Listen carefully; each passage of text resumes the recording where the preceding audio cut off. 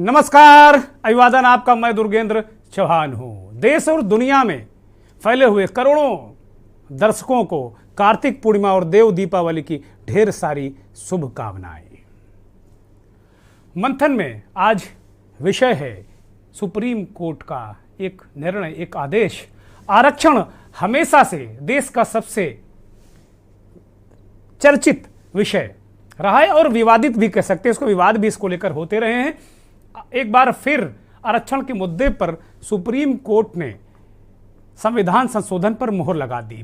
2019 में मोदी सरकार ने आर्थिक रूप से पिछड़े सामान्य वर्ग के लोगों को 10% आरक्षण देने की बात की थी। इसको सुप्रीम कोर्ट में चुनौती दी थी और ये कहा था कि भाई ये किसके हिस्से से कहां से आएगा, क्यों आएगा।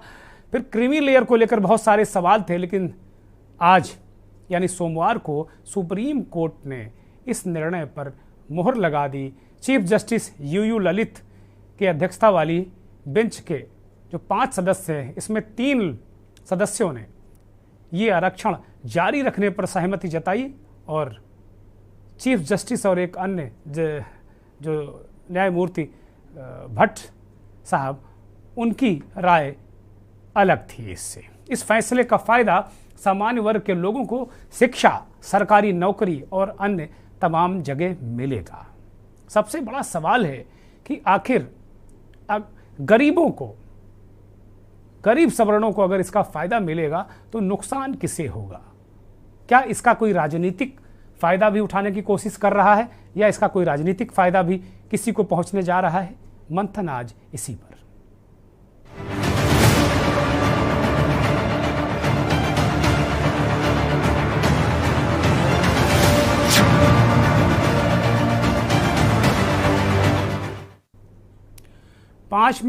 जो 5 जजों की बेंच थी, उसमें 3 जजों ने EWS economically weaker section reservation पर सरकार के फैसले और संविधान संशोधन को एक तरीके से मोहर लगा दी और कहा कि संवैधानिक ढांचे का यह कतई उल्लंघन नहीं है।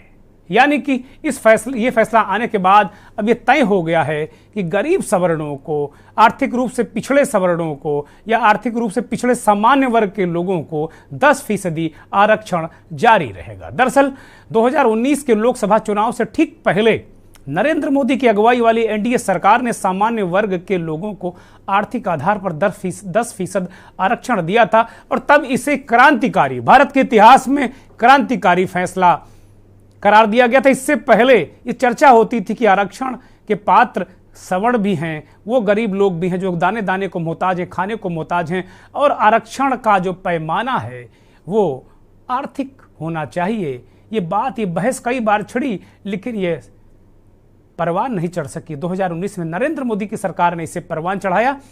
इसके लिए संविधान का 103वां संशोधन मोदी की सरकार ने किया और कानूनन आरक्षण की सीमा 50% से ज़्यादा नहीं होनी चाहिए, ये एक तरीके से बात भी कही गई।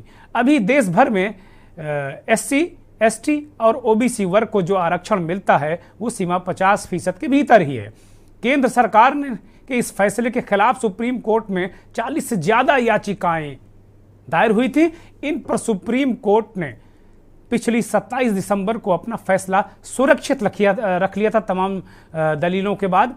केंद्र सरकार की दलील थी कि 50% आरक्षण का बैरियर नहीं तोड़ा है, इसलिए ये जायज़ है। केंद्र की ओर से पेश तत्कालीन अटॉर्नी जनरल के वेणुगोपाल ने सुनवाई के दौरान कहा था कि आरक्षण के 50% बैरियर को सरकार ने तोड़ा नहीं है, उसका पालन किया है। उन्होंने कहा था कि 1992 में सुप्रीम कोर्ट ने ही फैसला दिया था कि 50% से ज़्यादा आरक्षण नहीं दिया जाना चाहिए ताकि बाकी 50% जगह सामान्य वर्ग के लोगों के लिए बची रहे।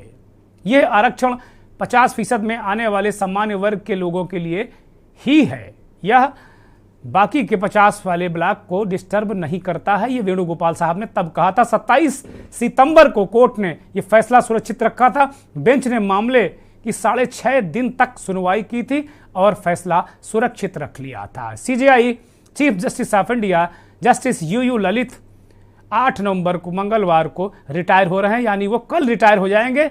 शायद जस्टिस यूयू ललित के रिटायरमेंट से पहले का या उनके जो एक तरीके से उनका जीवन है, जो उनका एक प्रोफेशनल जिंदगी है, एक जस्टिस के रूप में, एक लॉयर के रूप में, एक न्यायाधीश के रूप में वो अवधि कल खत्म हो जाएगी और उसका ये अंतिम फैसला है। और भारत के इतिहास के पन्ने पर जस्टिस यू ललित की अगुवाई वाली बेंच का ये फैसला दर्ज हो गया। हालांकि जस्टिस ललित इस फैसले, जो फैसला आया, उससे सहमत नहीं थे। उन्होंने बहुत कुछ तो अपने फैसले में नहीं कहा, लेकिन अपनी टिप्पणी में नहीं कहा, लेकिन ये कहा कि जो जस्टिस भट्ट कह रहे हैं उससे मैं सहमत हूं। जस्टिस भट्ट ने इसे जायज नहीं ठहराया। इससे पहले 5 अगस्त 2020 को तत्कालीन सीजेआई जस्टिस एस.ए. बोबड़े की अध्यक्षता वाली 3 जजों की बेंच ने मामला संविधान पीठ को सौंपा था। सीजेआई जो मौजूदा हैं आज की डेट में यू ललित की अध्यक्षता वाली बेंच ने कुछ अन्य अहम मामलों के साथ इस केस की सुनवाई की। और अभी सवाल है कि आखिर सवर्ण वर्ग को या सवर्णों को जो आरक्षण है उसको लेकर हल्ला क्यों मचा है। बहुत सारी प्रतिक्रियाएं आई हैं। कांग्रेस के नेता और दलितों के अधिकारों के लिए लड़ने वाले उदित राज, पूर्व ब्यूरोक्रेट भी हैं, पूर्व आईएएस अधिकारी, आईआरएस अधिकारी हैं, उन्होंने एक बयान दिया कि एक तरीके से ये फैसला कास्टिज्म को रिफ्लेक्ट करता है, जातिवादी व्यवस्था को ध्वनित करता है, यह फैसला उसको मजबूत करता है। क्या इस आरक्षण की व्यवस्था किसी का हक छीन कर दी जा रही है? क्या जिन्हें पहले से आरक्षण मिला हुआ है उनके आरक्षण में किसी प्रकार की कटौती की जा रही है? अगर ऐसा नहीं है तो फिर अगर किसी का पेट काटा नहीं जा रहा है तो पेट में दर्द क्यों हो रहा है? ये बड़ा सवाल है। सभी जानते हैं कि आरक्षण उनके लिए होता है जो एक तरीके से सामाजिक रूप से, आर्थिक रूप से बहुत विपन्न हैं, जिनके पास रहने को घर नहीं, खाने को उचित व्यवस्था नहीं। असली माने में वही दलित हैं, और वो दलित कोई भी हो सकता है। आर्थिक रूप से कमजोर हों वह या वो जिस जाति के हों, उन्हें आरक्षण मिलना ही चाहिए। अभी तक ये व्यवस्था अनुसूचित जातियों और पिछड़ा वर्ग के जातियों की थी, लेकिन ये एक वर्ग इस बात को कहता रहा है कि उनको भी आरक्षण मिलना चाहिए। और 10% आरक्षण का जो के फैसले पर, सरकार के फैसले पर सुप्रीम कोर्ट की जो ये मोहर है, वो उसको लेकर तरह तरह से सवाल उठ भी रहे, तमाम बातें हो रही। दूसरी बात यह है कि जब भारत के प्रधानमंत्री नरेंद्र मोदी ने ऐलान किया था तो फिर वास्तव में 3 साल बाद अचानक सुप्रीम कोर्ट का फैसला आना, ये अपने आप में बहुत महत्वपूर्ण है। मैंने जैसा कहा कि हिमाचल और गुजरात के चुनाव होने हैं, क्या इसका कोई राजनीतिक असर पड़ेगा? बहुत सारे आंकड़े, बहुत सारी चीजें, बहुत सारा रिसर्च आपके स्क्रीन पर चल रहा है, वो आप देख रहे हैं कि कौन किसके लिए पात्र है। जो ये कुल मिलाकर जो ये आरक्षण सवर्णों के लिए है, उसके लिए कौन पात्र है, कौन नहीं है, ये सारी बातें हैं। प्रधानमंत्री ने ये व्यवस्था देते हुए, गरीब सवर्णों को आरक्षण की व्यवस्था देते तब क्या कहा था, वो आपको सुना देते हैं। सवर्ण समाज में जो अनामत से वंचित, आरक्षण से वंचित थे, उसमें जो गरीब है उनको 10% आरक्षण देने का निर्णय भी हमारी सरकार ने किया है। प्रधानमंत्री ने तब कहा था जब 2019 की घोषणा के बाद, जब उनकी दोबारा सरकार आई केंद्र में, तब ये एक सभा को संबोधित करते हुए उन्होंने कहा था भाई हमारी सरकार ने आरक्षण दिया है।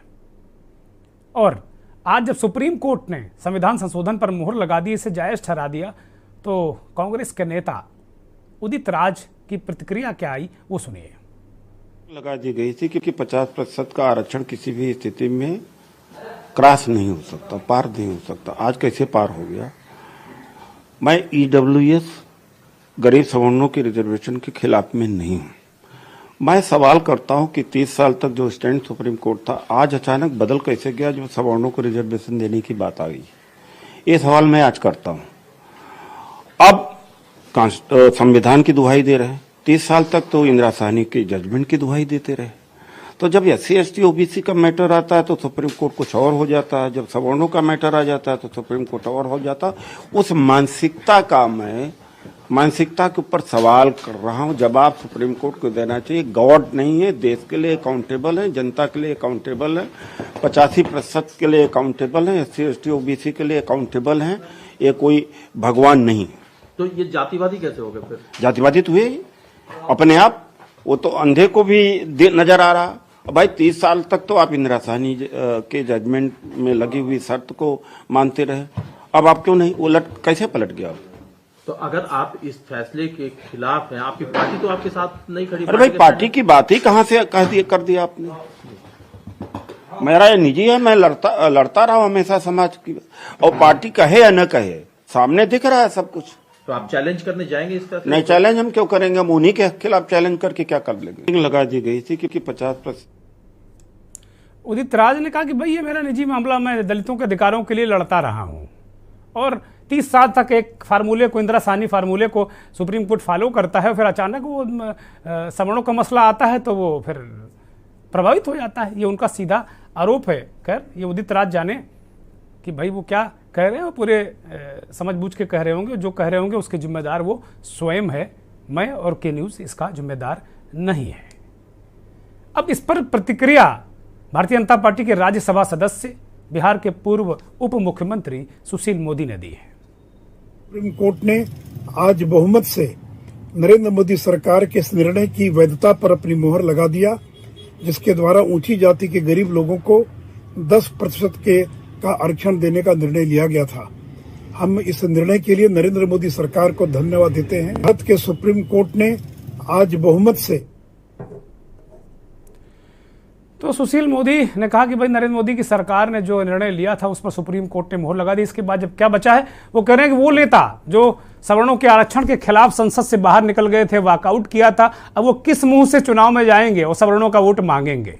अपने आप में ये बहुत बड़ा सवाल सुशील मोदी ने उठा दिया। मंथन आज इसी पर मेहमानों का परिचय करा देते हैं। भारतीय जनता पार्टी के प्रवक्ता एसएन सिंह साहब हमारे साथ जुड़े हैं। बहुत स्वागत, बहुत धन्यवाद वक्त देने के लिए एसएन सिंह साहब आपका।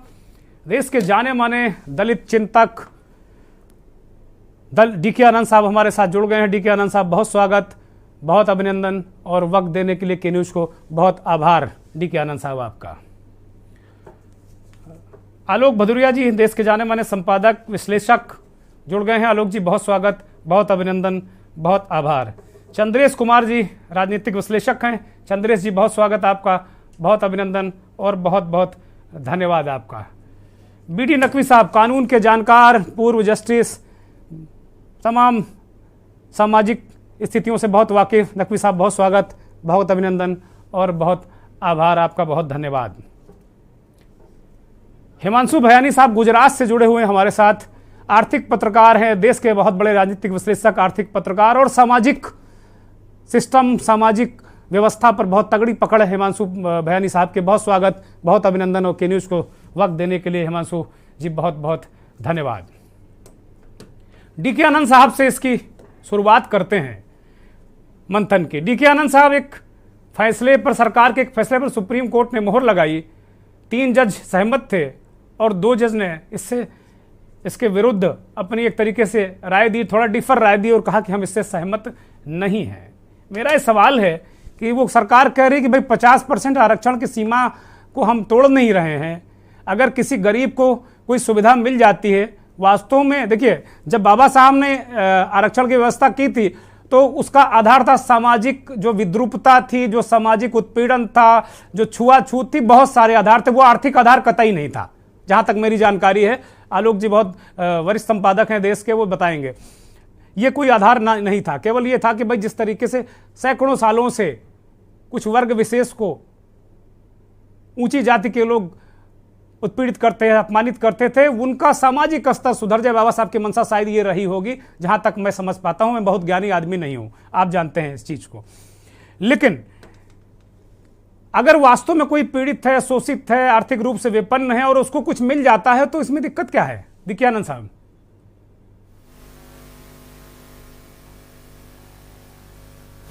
डीके आनंद साहब बोलिए। डीके आनंद साहब बोलिए। हाँ, ये जो आरक्षण की नीति है संविधान में, इसको बनाने के लिए 350 लोग बैठे थे संविधान सभा में जी, और देश के सब लोगों से सहमति लेकर के तब आरक्षण की नीति बनी। और इसमें 2 प्रकार के आरक्षण है, एक एजुकेशनल है और दूसरा सर्विसेज में है। ये हो गया एक अलग। और एक दूसरा आरक्षण है जो पार्लियामेंट में और असेंबली में आरक्षण है। इसको कायदे से जानिएगा, समझिएगा। आज जो इन्होंने EWS दिया है, जब बाबा साहब के समय संविधान में आरक्षण आया तो देश के लोगों ने उसका निर्णय दिया और बड़ी लंबी बहस के बाद ये आरक्षण स्वीकार किया गया। अभी जो EWS वार्ड है, कौन लाया? क्या देश से पूछा गया? क्या विधानसभाओं से पूछा गया? लोकसभा में आया बिल? क्या इस पर बहस हुई? कुछ नहीं हुआ। मुझे अगर आप बोलने दें तो एक बहुत बड़ी साजिश की बात मुझे याद आ रही है। बहुत बड़ी साजिश। बोलिए, आप बोलिए, बस इतनी कृपा करके सब लोग रखिएगा ताकि सभी लोग चर्चा में शामिल हो जाएं। समय का ध्यान रखिए, बोलिए, बिंदास बोलिए, केवल वो मत बोलिएगा जो डिफॉर्मेशन के दायरे में आता है। मेरे ऊपर कृपा जरूर करिएगा।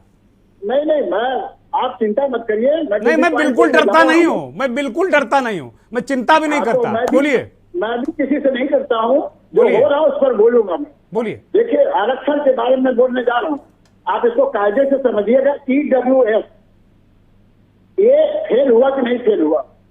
गांव में जो आवास राशि है उसमें धंधा हुआ कि नहीं हुआ घोटाला? जो प्रधानमंत्री जनधन योजना है उसमें घबरा हुआ कि नहीं है? EWS के नाम से। EWS का आदमी डिक्लेयर करेगा, इसका जिम्मेदार कौन है? इसकी संस्था कौन है? इसका सर्टिफिकेट कौन देगा? हमारे ख्याल EWS एक आदमी है जो मंदिर में प्रसाद लेता है और चढ़ा देता है, उससे गरीब कोई नहीं। अब ये वाला कौन सा EWS है? जब इन्होंने EWS में लिख दिया कि अनुसूचित जाति और पिछड़ी जाति इसमें लोग नहीं आएंगे, आपने साफ साफ कह दिया, तो उसमें अनुसूचित जाति के लोगों को 22% का आरक्षण है और पिछड़ी जाति के लोगों को 27% का आरक्षण है। आपने इनको 10% दे दिया। अब आ गई बात बिल्कुल साफ सुथरी, अंग्रेजों के गजब की बात आ गई। अंग्रेजों ने जो सर्वे किया भारत के अंदर, उसमें साफ साफ आया कि भारत के अंदर 52% की आबादी पिछड़े जाति के लोगों की है और 22-22.5% आबादी दलितों की है। आप इसको जोड़ दीजिए, कायदे में जोड़िए, तो सीधे जैसे 75% होता है और 11% इस देश में मुसलमानों का हो गया, 85% हो गया। अगर आपको ये देना ही है तो 85% आरक्षण बैकवर्ड दलित और माइनॉरिटी को दे दो और जो बचा हुआ है 15 आप उनको दे दो। ये जो कान आपने पीछे से पकड़ा है, हम समझ सब रहे हैं। इसमें हमारी जो सर्वोच्च न्यायालय है उसका कसूर नहीं है। इस बार मैं आपको एक उदाहरण देने जा रहा हूँ। चिली एक राष्ट्र है। चिली के राष्ट्र के अंदर 1974 में एक ऐसा आदमी बन गया, उसने उस देश के राष्ट्रपति की हत्या कर दी। और मैं बोलने जा रहा हूं उस पर आपको, वहां पर कम्युनिस्ट की सरकार थी और वो डिक्टेटर बन के बैठ गया। और 74 में जब चुनाव हुआ तो उसने भाषण में कहा कि इस चुनाव में हमको 75% वोट मिलेंगे और जब रिजल्ट आया तो उसको 75% वोट मिले। और 78 में जब चुनाव हुआ तो उसने कहा कि हमको 77% वोट मिलेंगे और उसको 78% वोट मिले। यही बात यहाँ 2014 में किसी ने बोली थी कि पार्लियामेंट में तो 300 सीटें मिलेंगी और 19 ने बोला कि 330 सीटें मिलेंगी और मिली यहाँ पर।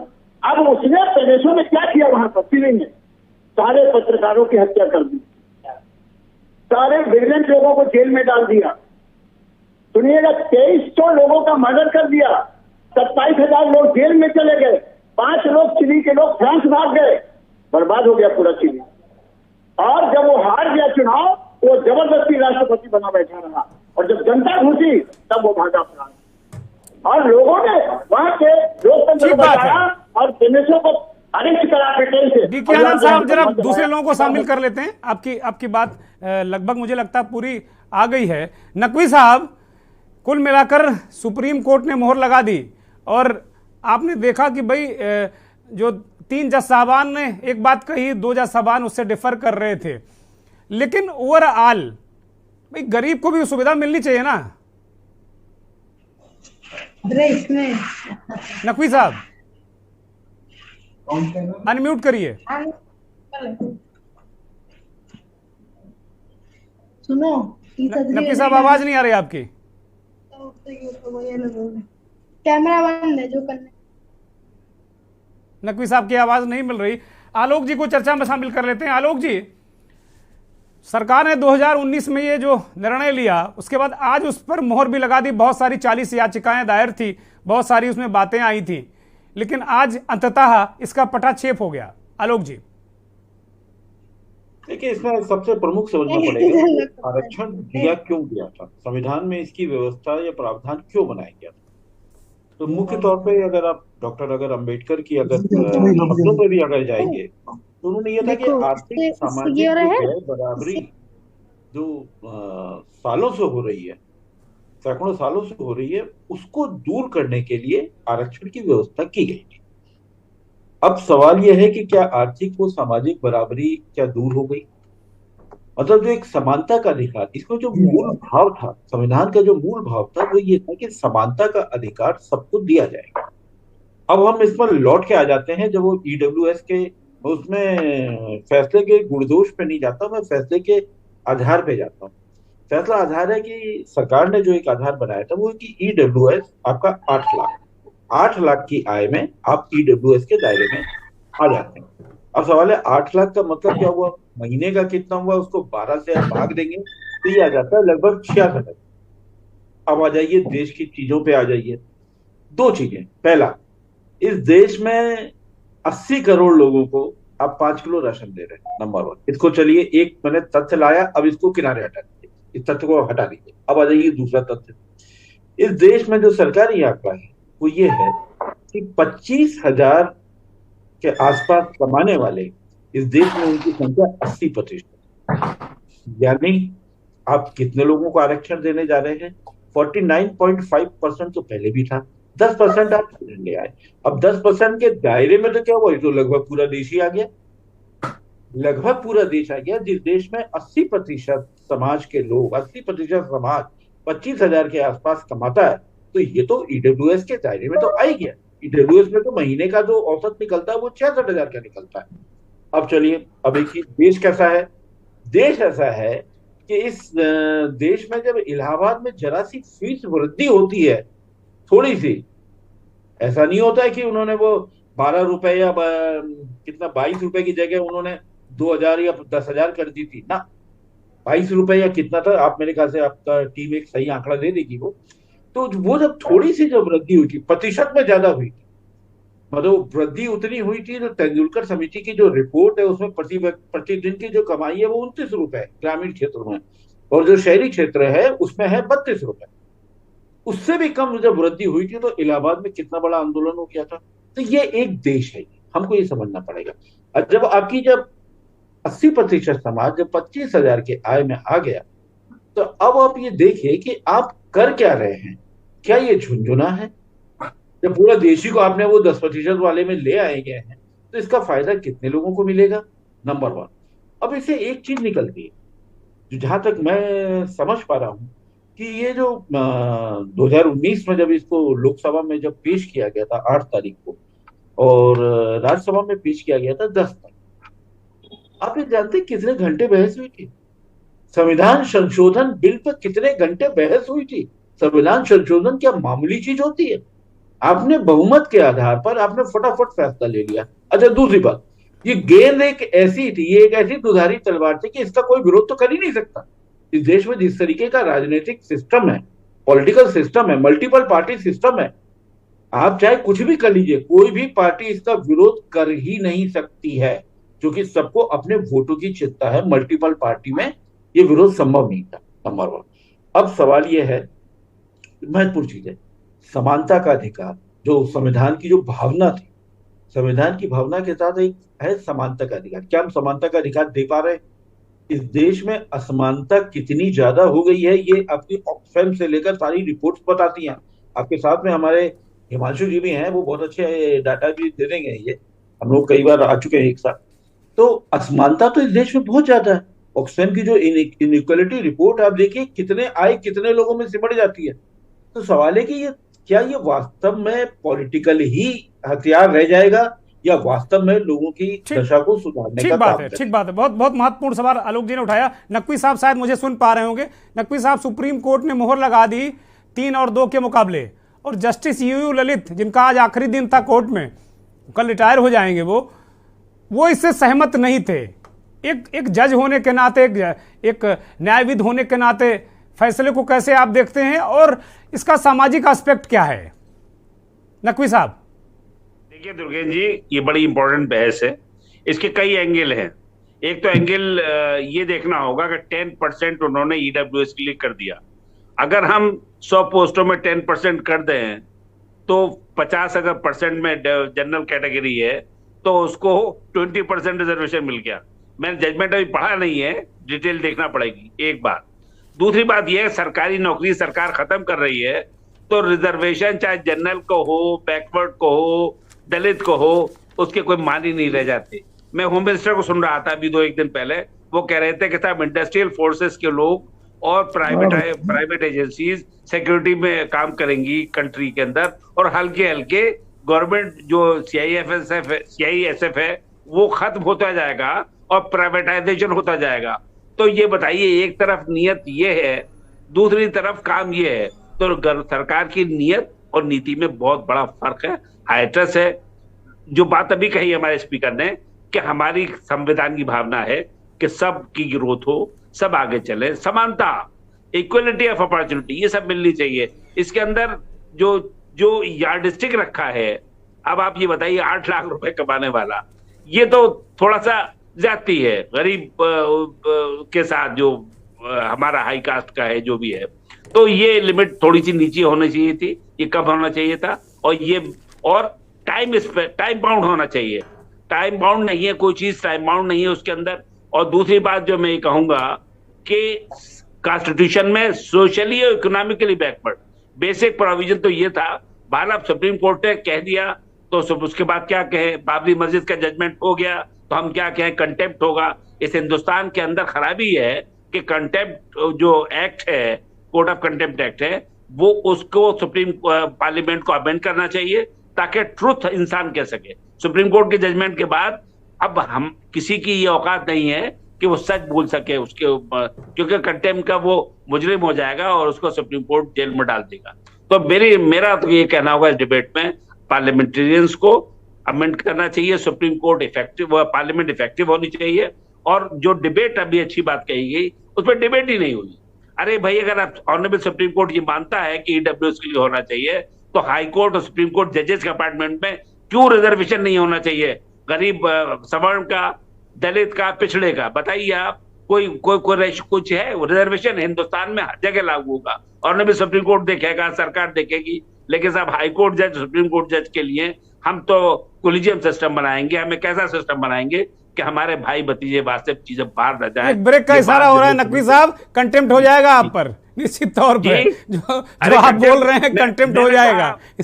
इसलिए कतई एक ब्रेक ले रहे हैं और नकवी साहब खुद ही वार्न कर रहे हैं हम सबको, तो जाहिर सी बात है मैं उन्हें रोक रहा हूं कि भाई कंटेम्प्ट वाली बातें मत करो। एक ब्रेक ले रहे हैं और ब्रेक के बाद जब लौटेंगे और बहुत विद्वान लोग हमारे साथ जुड़े हैं, इस विषय को जरा समझने की कोशिश करेंगे।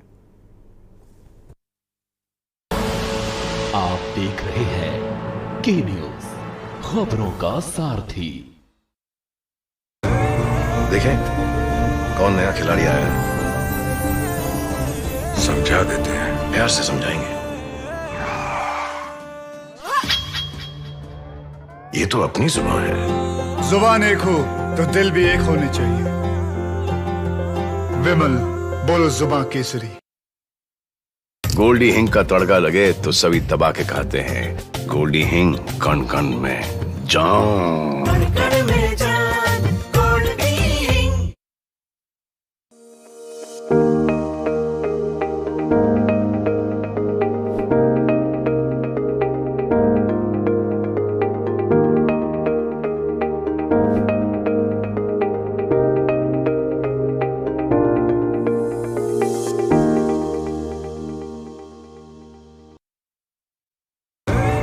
देखें कौन नया खिलाड़ी आया है, समझा देते हैं, प्यार से समझाएंगे। ये तो अपनी जुबान है। जुबान एक हो तो दिल भी एक होने चाहिए। विमल, बोलो जुबान केसरी। आप देख रहे हैं के न्यूज, खबरों का सारथी।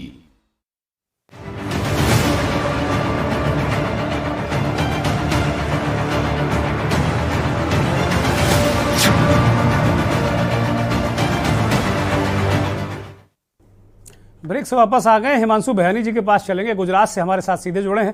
हिमांशु जी, ये जो पूरा मसला है, इसमें उदित राज को हम सुन रहे तो बार बार कह रहे थे कि भाई सारे मामलों में इंदिरा साहनी का रेफरेंस लेंगे आप, और जब सवर्णों के आरक्षण का मसला आएगा तो फिर आप उन्होंने आरोप लगाया कि भाई इसमें कास्टिज्म हावी है। तो क्या इसके कोई राजनीतिक मायने भी हो सकते हैं? सरकार ने जो 2019 में फैसला लिया था, क्या उसका कोई पॉलिटिकल फायदा किसी को मिल रहा है? और फिर जो ये 10% आरक्षण पर एक तरीके से सुप्रीम मोहर लग गई, इसके बाद मुझे लगता कि कोई अब गुंजाइश नहीं है कहीं कुछ कहने सुनने की। नकवी साहब बताएंगे कि क्या कोई गुंजाइश आगे है, लेकिन मुझे नहीं लग रहा कि अब चूंकि फाइनल हो गया, वो खुद ही कह रहे हैं कि सुप्रीम कोर्ट का फैसला आ चुका है। तो इसके क्या सामाजिक, आर्थिक और राजनीतिक मायने हैं?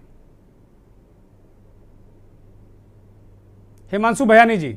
हाँ, देखिए, मेरा मानना बहुत क्लियर है। 2019 में जब ये बात रखी गई थी, तब क्लियरली सवर्णों की एक राजनीति और सवर्णों का जो एक वोट बैंक था, शायद उसे वो करने के लिए, क्योंकि देखिए हिंदुत्ववाद की बात हो गई, प्रोग्रेस एंड डेवलपमेंट की बात हो गई, आप आएंगे इन मुद्दों पे कि इकोनॉमिकली वीकर सेक्शन, और ये इकोनॉमिकली वीकर सेक्शन वाली फॉर्मूला कहाँ से, मतलब सोच में है, ये भी समझने वाली बात है।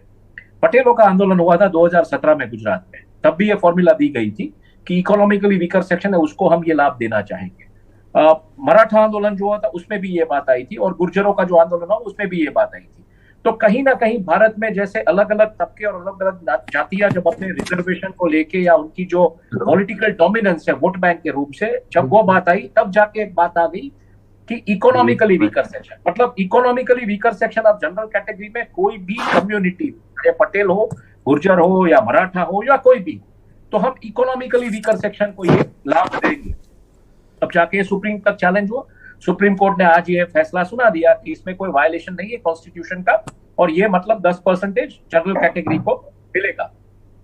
बट मुझे लगता है इसकी एक फाइन प्रिंट अभी आनी बाकी रहेगी, एक पूरी की पूरी फाइन प्रिंट आएगी लोकसभा में, शायद ये चीजें जाएगी लोकसभा में और राज्यसभा में, और इसमें जो निटी-ग्रिटीज है, जिस तरीके से सब एक्सपर्ट्स को मैं यहाँ सुन रहा हूं, तो मुझे लग रहा है इसमें अभी बहुत क्लैरिटीज नहीं है। देखिए होता क्या है, एक हेडलाइन के ऊपर एक सेंटिमेंट बन जाता है, तो एक हेडलाइन आ गई कि 10% reservation for economically weaker section.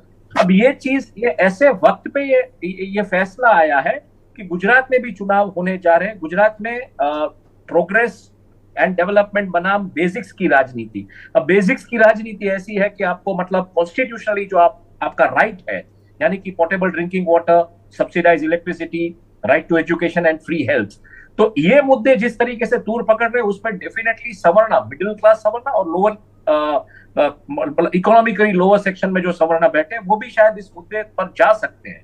तो आज ये जो फैसला आया है, वो मुझे लग रहा है कहीं ना कहीं गुजरात के चुनावों पे भी इसका असर पड़ेगा, और आने वाले दिनों में आपको जिस तरीके से कई हिमाचल में भी करीब 37% क्षत्रिय हैं, 17-18% ब्राह्मण हैं, वो भी बहुत अगड़े हैं वहां पर। नहीं, मैं इसी मुद्दे पे आ रहा हूं। जिस तरीके से हमने बहुत सारे लोगों को सुना कि ये सुप्रीम कोर्ट का फैसला होने के बावजूद वो लोग क्रेडिट इस गवर्नमेंट को दे रहे हैं, तो मुझे लगता है कि जो सत्ता पक्ष में जो पक्ष बैठा है, वो शायद इस मुद्दे को चुनावी मुद्दा भी बनाएगा, अपनी रैलियों में गाजे बाजे के साथ इस मुद्दे पे बात भी करेगा, उसमें कोई शक नहीं है, क्योंकि ये बहुत क्लियर मुद्दा है। देखिए, आप अगर जैन समाज की बात करें, मैं जैन कम्युनिटी से हूँ गुजरात की, मेरा मतलब बैकग्राउंड ऐसा है, मेरे मदर जो है लोहाना कम्युनिटी, सवर्णों की कम्युनिटी है, जैन, मेरे फादर जैन है, तो जैन के बच्चे, मतलब कई बार जो जैनों का उपाश्रय होता है, उसमें जब महाराज साहब कभी लेक्चर देते तो कई जैन के बच्चे खड़े होकर ये बोलते थे कि आप लेक्चर दे रहे हैं, बट जैन के बच्चे बड़ा बहुत गालियां निकाल रहे हैं मुंबई में मीरा रोड पे। तो जैन इस लेवल पे आ गए थे कि उनको ये मतलब अपना सस्टेन करने के लिए, अपना जीवन गुजार करने के लिए वड़ा पाव बेचना पड़ता था। तो कहीं ना कहीं आज इकोनॉमिकली वीकर सेक्शन को अगर आप ये रिजर्वेशन देते हैं, तो एक सेंटिमेंट बनता है सवर्णों का डेफिनेटली, और जिस तरीके से पटेल है या क्षत्रिय है या जो भी जनरल कम्युनिटी में जो भी लोग आते हैं, उनका एक झुकाव डेफिनेटली इस मुद्दे पे आएगा। हालांकि ये फैसला सुप्रीम कोर्ट का है, आप समझ लीजिए, ये लिटिगेट नहीं। हिमांशु जी, ये मोदी की सरकार ने देना शुरू कर दिया था। मैंने देखा कि एडमिशंस में लोगों को मिला है, ईडब्ल्यूएस आरक्षण और तमाम जगह मिला है, तो ऐसा नहीं है कि आज के बाद मिलेगा, ये मिलना शुरू हुआ है। और ये लोग पहले कहते थे, गांव गलियों चबूतरों चौबारों में बैठकर कहते थे कि गरीब सवर्णों को भी आरक्षण मिलना चाहिए। जब आरक्षण की जो चबूतरेबाजी होती थी, आरक्षण पर डिस्कशन होता था, तो कहते थे मोदी ने कर दिखाया है। वो था जब 2017 में पटेल समुदाय का जो आंदोलन हुआ था, पास का जो पटेल आंदोलन नामक समिति ने जिस तरीके से काम किया, तो ये हो चुका है, ऐसा नहीं है कि नहीं हुआ था। पर मैं ऐसा मानता हूं कि आज की तारीख में सुप्रीम कोर्ट का ये फैसला और ये हेडलाइन जिस तरीके से आई है उस पर जम के राजनीति होगी, बिल्कुल होगी।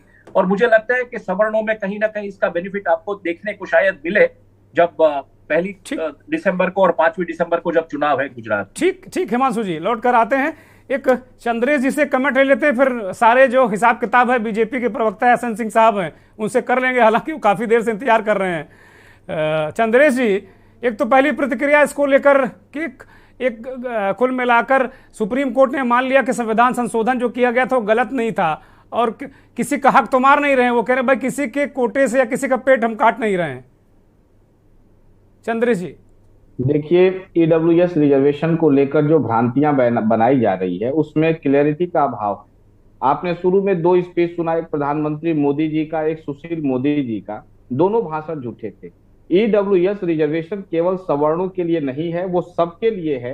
क्योंकि ओबीसी और एसटी एससी को ऑलरेडी रिजर्वेशन मिलता है, तो एक साथ 2 रिजर्वेशन नहीं ले सकते, इसलिए सवर्णों को रिजर्वेशन आसानी से सवर्ण उसको पाते हैं, उसमें भी क्रीमी लेयर की व्यवस्था की गई है। तो पहली बात तो ये दिमाग से निकाल दीजिए कि ईडब्ल्यूएस रिजर्वेशन सवर्णों के लिए है। 1991 में बीपी श्री नरसिम्हा राव जी की जब सरकार थी, नरसिम्हा राव जी की सरकार ने ईडब्ल्यूएस को रिजर्वेशन देने के लिए उस समय इकोनॉमिक बैकवर्ड क्लास शब्द का प्रयोग किया गया था, ईबीसी रिजर्वेशन की बात की थी, सुप्रीम कोर्ट ने उसको खारिज कर दिया। 1992 में इंदिरा साहनी बनाम जो है भारत संघ की जिस आप बात कर रहे हैं उसकी कुछ बातों को पहले समझिए। उसमें कहा गया कि रिजर्वेशन समानता का विरोधी नहीं है, रिजर्वेशन का आधार आरक्षण है और रिजर्वेशन की सीमा 50% है, बैकलॉग का कैरी फॉरवर्ड नहीं होगा, पदोन्नति में रिजर्वेशन नहीं होगा, और आखिरी में एक और बात इंदिरा साहनी केस में कही गई थी कि आरक्षण की व्यवस्था का न्यायिक पुनर्विलोकन हो सकता है। तो जब आरक्षण की व्यवस्था का न्यायिक पुनर्विलोकन हो सकता है, जुडिशियल रिव्यू करने का अधिकार माननीय सर्वोच्च न्यायालय का है, तो आज जो सर्वोच्च न्यायालय का निर्णय 103वें संविधान संशोधन पर आया है, मुझे नहीं लगता है कि उस निर्णय का हम किसी स्तर पर विरोध करने की कोई हिमाकत करते हैं। मैं सुप्रीम कोर्ट के निर्णय का सम्मान करता हूं। सुप्रीम कोर्ट का जो आदेश आया है उसको अक्षरशः पालन होना चाहिए। रही बात ईडब्ल्यूएस के रिजर्वेशन के संदर्भ में और बातें, तो ये शुरू से मांग चलती रही है कि गरीब सवर्णों को भी रिजर्वेशन मिलना चाहिए, और उसी प्रक्रिया जिस प्रक्रिया की शुरुआत कांग्रेस पार्टी ने 1991 में शुरू की थी, उसको आज जो है 2022 में सुप्रीम कोर्ट ने मुहर लगाने का काम किया। सुप्रीम कोर्ट कई बार अपने भी निर्णय को बदलने का कार्य करता है। तो मुझे लगता है आपने जो अभी कांग्रेस पार्टी के एक लीडर को भी सुनवा रहे थे, उनका ये व्यक्तिगत मत था, उनके व्यक्तिगत मत को कांग्रेस से जोड़कर न देखा जाए। नहीं, हमने ये कहा भी नहीं, हमने कहा भी, उन्होंने खुद कहा, उदित राज ने खुद कहा कि मेरा मत है, कांग्रेस को कहां बीच में ला रहे हो, मैंने वो सुनाया है। एसएन सिंह के पास चलते हैं। एसएन सिंह साहब, अभी डीके आनंद साहब कह रहे थे कि ये बहुत बड़ा खेल है कुल मिलाकर, और ये चाहे मकानों का मसला, ईडब्ल्यूएस एक अलग तरीके की धारा आप लोग बहा रहे हैं बीजेपी के लोग, और वास्तव में ये पॉलिटिकल मंशा है, राजनीतिक लाभ लेने के लिए इसका उन्होंने आपने उनको सुना होगा। पहले तो 40-40 मिनट आदमी इंतजार करेगा, तब तो उसका नंबर आएगा, या तो 2-2 मिनट सबको समय देते कि लोग डिबेट में आते, ठीक बात, डिबेट खुल के हो पाता। मैं ध्यान रखूंगा इस बात का, मैं ध्यान रखूंगा। 40 मिनट के ही तो और चैनलों में डिबेट होते, उतने में हो जाता। मैं ध्यान रखूंगा इस बात का। देखिए, मैं माफी के साथ अपनी बात को कहा, चूंकि इतने देर में तो डिबेट खत्म नहीं, ठीक करें आप, ठीक करें, इस बात को मैं ध्यान रखूंगा। आपका सुझाव ठीक है, और मैं इस बात को ध्यान रखूंगा कि 2-2 मिनट, मैंने वक्ताओं से पहले ही अनुरोध किया था। अब चलिए, ज्यादा समय मैं नहीं ले रहा हूं, आप बोलिए। दुर्गेन जी, देखिए, ये आरक्षण कहां से शुरू हुआ? आरक्षण ऐसा तो था नहीं कि अनादिकाल से चलता आ रहा है। जब संविधान में एक व्यवस्था बन रही है और देखा जा रहा है कि समाज में ही कई वर्ग ऐसा है जो कई चीजों से वंचित रह गया, उसके उत्थान के लिए बाबा साहब ने एक कानून बनाया और संविधान में इस तरह की व्यवस्था की गई, जो अनुसूचित जाति हैं, जो दलित हैं, जो शोषित हैं, जो वंचित हैं, समाज में उनको भी एक अच्छा न्याय मिल सके। इस नाते इस तरह की व्यवस्था को ले आई गई और 10 साल के लिए उस व्यवस्था को ले आया गया। पुनः उसकी आवश्यकता बढ़ती गई और चौहान साहब इसको बढ़ाया जाता रहा। मैं कह रहा हूं, गरीबी एक बहुत बड़ा अभिशाप, और गरीबी जाति देखकर चौहान साहब नहीं आती है, धर्म देखकर नहीं आती, क्षेत्र देखकर नहीं आती है। और अगर संविधान ये भी कहता है कि समाज में जितने लोग हैं, सरकार की जिम्मेदारी होती है कि उसको सामाजिक न्याय दे, उसके भरण पोषण की व्यवस्था करें, उसी न्याय व्यवस्था के नाते, चूंकि बहुत दिनों से एक मांग थी कि एक ऐसा वर्ग जो कहने को सामान्य वर्ग में है, लेकिन उसकी स्थिति कई जगहों पे दलितों से, वंचितों से, मतलब ऐसे लोगों से भी बदतर हालत में है उसका जीवन, निश्चित तौर पे सभी लोग वो चाह रहे थे कि इस तरह की एक व्यवस्था हो। और हमारी सरकार ने, आदरणीय प्रधानमंत्री जी के नेतृत्व में 2019 में, हमारे एक बड़े भाई अभी कह रहे थे कि लोकसभा में डिस्कशन नहीं हुआ, लोकसभा में प्रॉपर डिस्कशन हुआ। आप इसको पढ़ सकते हैं, दलित चिंतक जी जो हमारे यहाँ बैठे हैं, क्योंकि आपके स्वाद का विषय नहीं रहता है, इस नाते आप कमियां ढूंढ लेते हैं। और वहां वोटिंग हुई और संविधान के दायरे में ही लोकसभा बना है, लोकसभा में मर्यादित तरीके से इस चीजों को लाया गया। सिर्फ 3 वोट लोकसभा में विरोध में पड़े, बाकी सभी लोगों ने कहा कि वाकई में गरीबी जाति देखकर नहीं होती है। और समाज में कई लोग ऐसे हैं कि ऐसे निम्न स्तरीय कार्यों को करते हैं जिनका अगर उत्थान हो जाता है तो समाज के किसी भी वर्ग को उसमें दोष नहीं है। और जाति धर्म से ऊपर उठकर, राजनीति से ऊपर उठकर सभी लोगों ने सहयोग किया। अब हमारे दूसरे एक भाई ने कहा कि अगर आरक्षण देना है तो दलितों को दे दीजिए और मुसलमानों को दे दीजिए, 80% दे दीजिए, 20% में हो जाए। देखिए, संविधान में ही ये बना 50% रिजर्वेशन की बात को, लेकिन उसमें ये भी अधिकार दिया गया, राज्य और केंद्र को ये पावर दिया गया, आवश्यकता अनुसार संशोधन करके वो कर सकते हैं। और चौहान साहब, आप तो वरिष्ठ पत्रकार हैं, आप देखे होंगे सर्वाधिक रिजर्वेशन लगभग 69% हरियाणा में है, कई प्रदेशों में 70 है, कहीं 80 है, कहीं 55 है। तो ऐसे नियम होते हैं और ये राज्य के विषय है, उसमें छूट दिया गया, इस नाते होता है। लेकिन जो मानक था वो 50% का था। अब सबसे बड़ा प्रश्न ये आता है कि अगर 50% रिजर्वेशन जो मानक है, कहीं आपके कोटे को तो नहीं कोई ग्राह्य कर रहा है? तो निश्चित तौर पे आदरणीय प्रधानमंत्री जी ने संसद में भी कहा और सारे पार्टियों के लोगों से, एक एक हमारे वरिष्ठ मिले थे, सबको संज्ञान में लेकर, नहीं तो चौहान साहब जितने बार रिजर्वेशन की चर्चा हुई देश में, एक बहुत बड़ा आंदोलन खड़ा हुआ। लेकिन आदरणीय प्रधानमंत्री जी जब इस चीज को ले आ रहे थे, चौहान साहब सबको विश्वास में लिया और अलग अलग जितने पार्टी के लोग यहाँ बैठे हैं, चिंतक बैठे हैं, सभी लोगों से उन्होंने परामर्श किया, एक चिंतन किया और कहा कि चाहे वो दलित का बेटा हो या सवर्ण का बेटा हो, अगर वो गरीब हो तो उसकी चिंता की जानी चाहिए। और सभी ने एक मत से उसको कहा। इस नाते आया है, मैं तो यही कहूंगा सरल शब्दों में, भारतीय जनता पार्टी सम्मान करती है। आज कोर्ट ने भी कहा, वो न्याय का विषय था, उन्होंने भी इसको देखा, सुना, समझा होगा, तभी इस तरह का न्याय वो करते हैं। और मैं ऐसे नहीं कर सकता हूं, जैसे एक हमारे बड़े भाई कह रहे थे कि एक नकवी साहब कह रहे थे कि कोर्ट के खिलाफ भी हम बोल नहीं सकते हैं। एक दायरे में कोई चीज बनती है और मैं कहता हूं जब आपके सुविधा की चीजें बन जाती हैं कि माइनॉरिटी को एजुकेशन दिया जाए और मेजॉरिटी को नहीं दिया जाए, तो उसके खिलाफ भी आपको बोलना चाहिए कि ये देश में समान विधान है, संविधान है, यहाँ अलग अलग विधान कैसे हो सकता है, तब आप नहीं बोलते हैं। लेकिन अगर किसी अच्छे व्यक्ति को अगर कोई चीज मिलती है जिसकी आवश्यकता होती है, उस पर इस नाते बोलते हैं कि आप धर्म के चश्मे से देखते हैं, जाति के चश्मे से देखते हैं, वर्ग के चश्मे से देखते हैं। मुझे लगता है ऐसा नहीं होना चाहिए। और ऐसा भी नहीं होना चाहिए कि आप कोर्ट के खिलाफ बोलेंगे या कुछ करेंगे। वो मर्यादित तरीके से बनी है और एक बड़ी बेंच ने ये फैसला लिया है, आपको तो तहे दिल से उसका स्वागत करना चाहिए। चौहान साहब, बहुत समय न लेते हुए मैं तो यही कहूंगा, सभी लोगों से प्रार्थना करूंगा कि आप विरोध करिए, लेकिन समाज में खाई बांटने का कार्य मत कीजिए। बहुत दिनों से सभी की मांग थी, सभी से चर्चा करके आदरणीय प्रधानमंत्री जी के नेतृत्व में इस तरह की जो चीजें ले आई गई, वो राजनीतिक लाभ के लिए नहीं चौहान साहब ले आई गई। और राजनीति तो देखिए चौहान साहब, इतना बड़ा देश है, इतने प्रदेश है, कहीं ना कहीं चुनाव होता रहेगा। और मैं कह रहा हूं, जब आपके हरियाणा में जाटों को आरक्षण देकर 59% किया जाता है, उड़ीसा में किया जाता है, आंध्रा में किया जाता है, वहां भी चुनाव कहीं ना कहीं तो चुनाव होते रहते हैं। चूंकि जो चीज अच्छा है, सबके लिए आ रहा है, उसको चुनाव से चौहान साहब जोड़ के नहीं देखा जा सकता।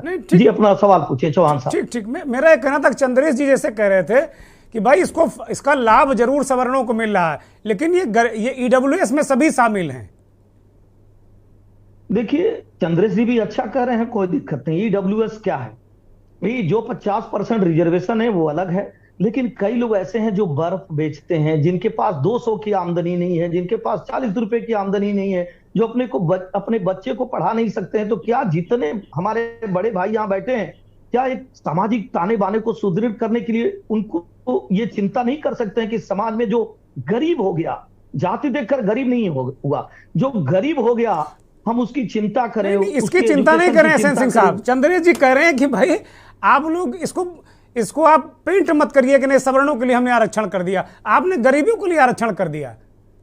चंद्रेश जी एक राजनीतिक पार्टी के प्रवक्ता हैं, स्वतंत्र है, देश स्वतंत्र है, और चंद्रेश जी इस बात को कह सकते हैं। अभी इनके एक सांसद कितने स्वेच्छा से कह दिए कि मेरी राय है, जबकि आप देखे होंगे राजनीतिक जीवन में जब आप किसी पार्टी को धारण कर लेते हैं, उसके सदस्य बन जाते हैं, तो आपकी निजी राय नहीं होती है। इसी तरह वो संस्थाओं पे सवाल उठाते हैं, कभी सर्जिकल स्ट्राइक पे सवाल उठाएंगे, कभी ईवीएम पे सवाल उठाएंगे, कभी सुप्रीम कोर्ट पे सवाल उठाएंगे, यहां तक कि अभी देखिए देश की जो सबसे बड़े संवैधानिक पोस्ट पे बैठी हैं हमारी राष्ट्रपति जी, उनके पे भी सवाल उठाएंगे। चूंकि मीडिया का ध्यान आकर्षण करना है और मीडिया में बने रहना है, इस नाते कई लोग स्वतंत्र हैं कुछ भी कहने के लिए। भारत देश हमारा है, दुनिया में सबसे प्यारा है, इसी नाते सब लोग यहाँ कुछ कहते हैं। मैं तो अभिनंदन करूंगा कि कम से कम आप लोग स्वतंत्र हैं, चंद्रेश जी भी स्वतंत्र हैं, तभी सभी लोग ये बात कर रहे हैं। लेकिन हम तो स्वागत करते हैं आदरणीय प्रधानमंत्री जी जो ये लेकर आए और जो सुप्रीम कोर्ट में आज जजमेंट दिया है, चौहान साहब हम उसका स्वागत करते हैं, खुले दिल से स्वागत करते हैं। और इसमें कोई राजनीति नहीं है, एक दिन से नहीं मांगती। चौहान साहब आप पत्रकार थे, आप भी जाते थे, लोग कहते थे, और आप स्वतः सोच लीजिए कि क्या कोई गरीब है, वो जाति के नाते गरीब है, और क्या उसकी मदद की व्यवस्था नहीं होनी चाहिए। और जब आरक्षण एक व्यवस्था बनाई गई, न्याय दिलाने की व्यवस्था बनाई गई, उस न्याय में अगर कोई गरीब शामिल हो जाता है, मुझे नहीं लगता है। चंद्रेश जी बोलिए एसएन सिंह साहब कह रहे हैं कि भाई आप लोग चश्मा जरा हटा दीजिए अपना। मेरी बात को एसएन सिंह साहब शायद नहीं समझे, मैं बहुत कॉन्सेप्चुअल बात कर रहा था, और जहां पर मैंने सुबह से कई डिबेट किया और मैंने देखा कि इस मुद्दे पर बहस तो सभी लोग कर रहे हैं, लेकिन इस विषय की जानकारी में कहीं ना कहीं कुछ कमी है। मैंने कहा एसएन सिंह साहब, जो प्रधानमंत्री जी का और सुशील मोदी जी का स्पीच था कि मैंने गरीब सवर्णों को रिजर्वेशन दे दिया, ये स्टेटमेंट प्रधानमंत्री का था, इस मंच पर सुना। मैं ये कह रहा हूं कि ईडब्ल्यूएस रिजर्वेशन ये गरीब सवर्णों के लिए मात्र नहीं है, ईडब्ल्यूएस रिजर्वेशन सभी के लिए है। क्योंकि एसटी, एससी और ओबीसी को ऑलरेडी रिजर्वेशन मिला हुआ है, तो वो 2 रिजर्वेशन का लाभ नहीं ले सकते, वो सिर्फ 1 रिजर्वेशन का लाभ लेंगे। इसलिए लोगों को लगता है कि ये गरीब सवर्णों के लिए है, ये फैक्ट्स है, कॉन्सेप्ट को समझिए। दूसरी बात मैंने कहा कि ईडब्ल्यूएस रिजर्वेशन की शुरुआत 1991 में पीवी नरसिम्हा राव जी की सरकार ने की थी, जिसको सुप्रीम कोर्ट ने खारिज कर दिया। इंदिरा साहनी के केस में यह भी कहा गया कि जब आरक्षण न्यायिक पुनर्विलोकन का विषय है, तो उस पर सुप्रीम कोर्ट के जो निर्णय होंगे वो सर्वमान्य होंगे। दूसरी बात आपने कहा 50%, तो 50% हम भी जानते हैं कि वो अंतिम नहीं है। ठीक बात है। एसएन सिंह साहब कुछ कहना चाह रहे हैं, बोलिए एसएन सिंह साहब बोलिए। एक मिनट प्रियम्बल में भी हमारी बात कही गई है, प्रियम्बल इस समय जब इंदिरा गांधी जी और पीवी नरसिम्हा राव जी का जो आप बात करते हैं, बारी बारी से बोल लीजिए, नहीं तो फिर मामला गड़बड़ा जाएगा। बोलिए। हमारे नरसिम्हा राव जी की जो चर्चा हो रही है, सोशल एंड चंद्रेश जी आप सुन लीजिए ना, उसी के तहत ये बातें हैं। ठीक बात है, चंद्रेश जी आ गई, एसएन सिंह साहब कुछ कह रहे हैं, बोलिए एसएन सिंह।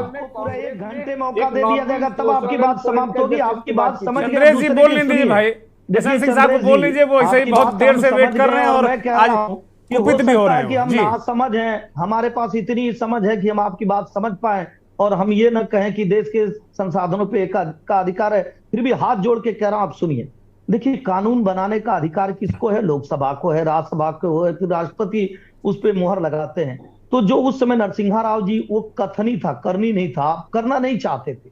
उस समय जब इंदिरा गांधी जी का था, वो कथनी था, और डायरेक्ट आप सुप्रीम कोर्ट में चले जाएंगे तो वो नहीं हो पाएगा। लेकिन लोकसभा, और ये नहीं कि इसी के लिए चलिए इसको अलग कर दिया जाए, सारे वरिष्ठ बैठे हैं, क्या देश के संविधान में संशोधन नहीं हुआ? और वो संशोधन कहाँ पे होता है? चौराहे पे होता नहीं, कांग्रेस के दफ्तर में होता नहीं है, बीजेपी के दफ्तर में होता नहीं है। वो संवैधानिक संस्था। चलिए साहब, इस चर्चा को आगे बढ़ाते हैं, क्योंकि मंथन अंतिम चरण में पहुंच रहा है, और बस एक मिनट का रिएक्शन 40-40 सेकंड का लेते हैं। आलोक जी, इससे क्या सामाजिक व्यवस्था में कुछ बदलाव आएगा? आलोक जी, बहुत संक्षिप्त रिएक्शन चाहते हैं सभी से हम। जैसे कि मैंने अपने पहले आपके चक्र में भी मैंने एक बात यही कही थी कि ये पॉलिटिकल एजेंडा है, और सुप्रीम कोर्ट के फैसले पे नहीं जाता, मैं जाता हूँ 2019 पर मैं लौटता हूँ। तो 2019 का ये जो संसद के अंदर जिस तरीके से बहस हुई, बहस ज्यादा होनी चाहिए, संविधान संशोधन है, पूरा अधिकार दिया जाना चाहिए। लेकिन जैसा मैंने कहा कि ये मुद्दा ऐसा था जिसमें कोई भी पार्टी विरोध नहीं कर सकती, सभी दल भाग गए आलोक जी, कोई खड़ा, सबने हाथ खड़े कर दिए। नहीं, कर ही नहीं सकता, कोई नहीं विरोध कर सकता। ये तो तो हमारा जब दल ही है तो मोदी जी क्या करें भाई, जब कोई चर्चा नहीं कर रहा। जी नहीं, बात ये नहीं कि मोदी जी क्या करें। मेरा एक मानना है कि सरकार के बारे में मेरा एक मत ये है कि सरकार हर महत्वपूर्ण फैसले के पीछे वो सुप्रीम कोर्ट के पीछे छुप जाती है। इसमें बहुत सारे जो ये बहस हुई थी, ये सारी बहस संसद का विषय होना चाहिए था, संसद में बहस लंबी होनी चाहिए थी। ये छोटा मुद्दा नहीं है, बहुत बड़ा बहस के लिए आप समय मांगेंगे ना, सभी पार्टियां समय मांगेंगी, पहली बात। दूसरी बात, आप इतनी बड़ी देश की संस्था supreme court, Bharatiya Janata party तो बनाई नहीं है। आप तो इतने बड़े पत्रकार हैं, हम भी 17 साल पत्रकारिता में रहे हैं। आप बताइए कि सुप्रीम कोर्ट के पीछे आप जाके छुप जाएंगे, मतलब क्या कोर्ट पे आरोप लगा रहे हैं, और जो फैसला आपके हित में आ रहा है उसमें सरकार नहीं छुप रही है। नहीं, कोई हित में फैसला नहीं भाई, ये भारतीय जनता पार्टी या कांग्रेस पार्टी के सदस्य नहीं है। यशवंत सिंह साहब, अब फाइनल स्टेज में है, जल्दी करिए आलोक जी, कंप्लीट करिए जल्दी प्लीज आलोक जी। जो कार्यपालिका के अधिकार हैं, उन अधिकारों का पूरी तरह इस्तेमाल किया जाना चाहिए। वो हर चीज फैसले की समीक्षा सुप्रीम कोर्ट के ऊपर नहीं छोड़ देनी चाहिए। मैं ये बात कह रहा हूँ अपनी जिम्मेदारी। 30 लोग वहां गए थे, जब 30 लोग जाएंगे, जब आप कहीं कोई चीज लेकर जाएंगे न्यायालय में, अगर आप मैं खत्म कर रहा हूँ, मैं चर्चा खत्म कर रहा हूँ।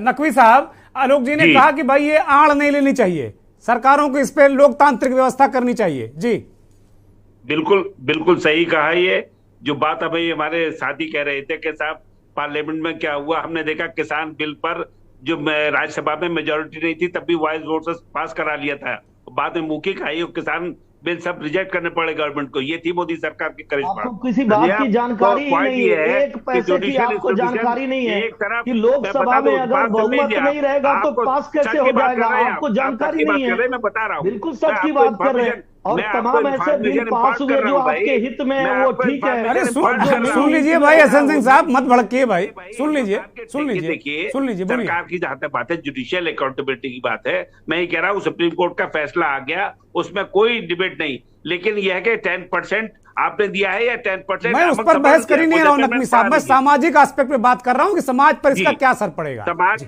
नहीं, बिल्कुल ऐसा है कि गरीबों को मिला है और पार्लियामेंट डिबेट के बाद सुप्रीम कोर्ट ने मोहर लगा दी है, तो इसके अंदर सिर्फ इतनी हमें बहस करनी है कि थोड़ा जो लेयर बनाई है इकोनॉमिक, वो थोड़ा डाउन करनी चाहिए, सही मानो तभी गरीबों को उसका फायदा होगा। मेरा एक एस्पेक्ट ये है। दूसरा एस्पेक्ट ये है कि 10% टोटल पे आपने दिया, 100 पोस्ट हैं, आपने 10% दे दिया ईडब्ल्यूएस को, तो आपने औरों का भी तो काट लिया ना।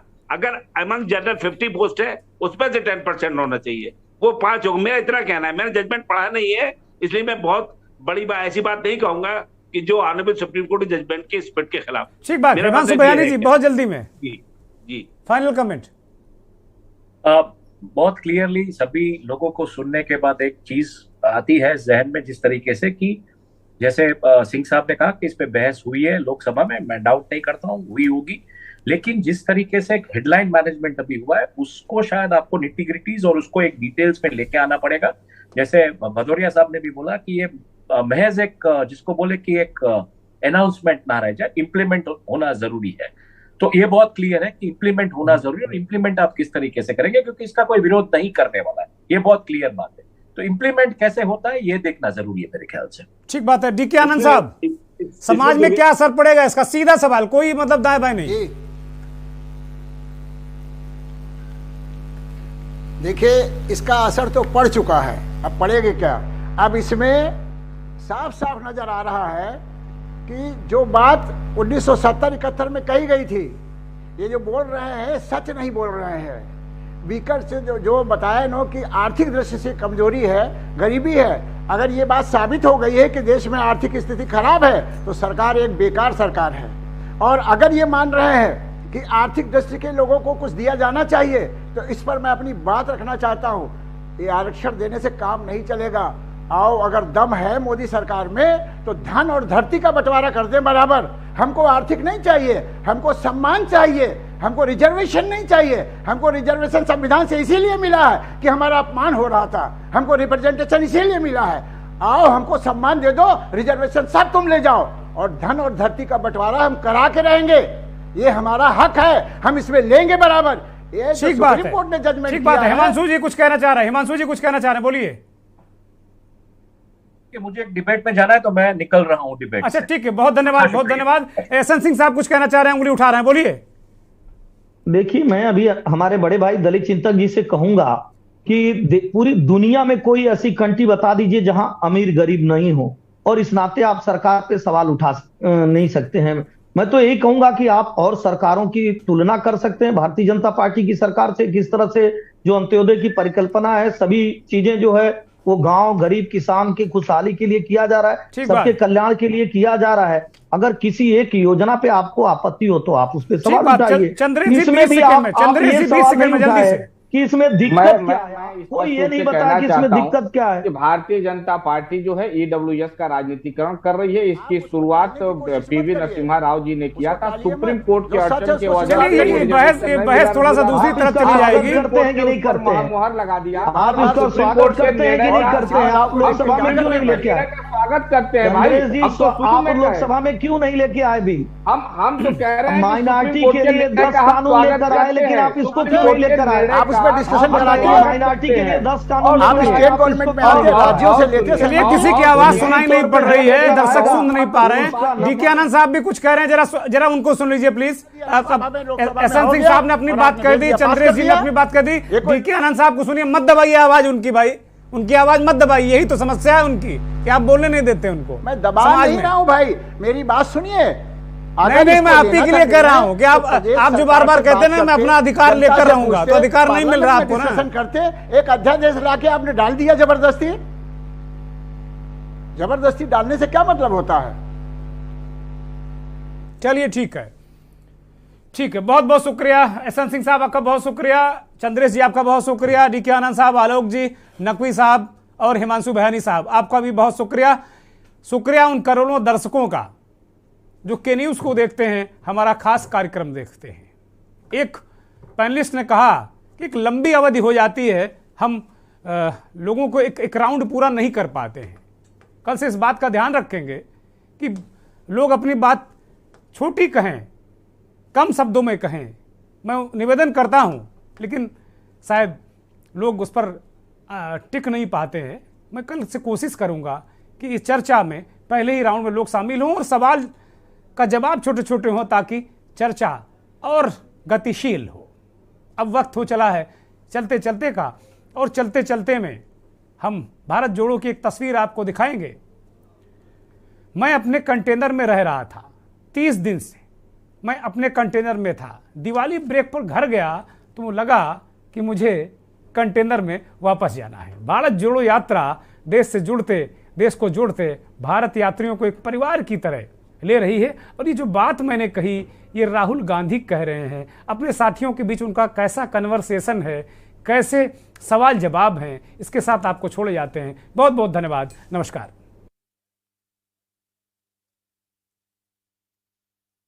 30 दिन मैं कंटेनर में रह रहा था, फिर मैं वापस घर गया। मैं सोच रहा था यार अब चलो वापस कंटेनर चले। ये जो जैमर है ना, उसका बैंड कम होना चाहिए। लोगों का डिवोर्स हो जाएगा, ब्रेकअप हो जाएगा, बात नहीं हो सकता फोन पे। बट ये जैमर नहीं है, क्योंकि मैंने इनसे कहा है कि जैमर नहीं चलाना। ये प्रॉब्लम क्या है कि यहाँ पे 200-300 लोग हैं, वो सब वीडियो फोन यूज कर रहे हैं, तो नेटवर्क पे ज्यादा लोड आ रहा है, इसलिए वो कोलैप्स कर रहे हैं। सर मेरे मॉम डैड का जैसे देहांत हो चुका है, मैनी टाइम्स हम गिरती हूँ सर, बट संभाल लेती हूँ, क्योंकि समटाइम्स क्या होता है हमारा डिसीजन गलत हो जाता है। कोई डिसीजन गलत नहीं होता। देखो, डिसीजन जब ही गलत होता है जब उसके बाद आप डिसीजन नहीं लेते हो। The wrong decision is if you stop making it, if you stop, if you give up. It's a lifetime experience. I'm feeling it also while we're doing it. It's a lifetime experience to be able to walk, to meet so many people. I don't think कितने लोगों से आप मिले हैं, मतलब लाखों लोगों से आप मिले हैं। बहुत लोगों से रेगुलर सर, है ना? No count. तो मतलब जितने लोगों से आप पिछले 55 दिन में मिले हो, पिछले 5 साल में आप नहीं मिले हैं, या पिछले 10 साल में नहीं मिले, तो it's a lifetime experience. It's a fantastic experience.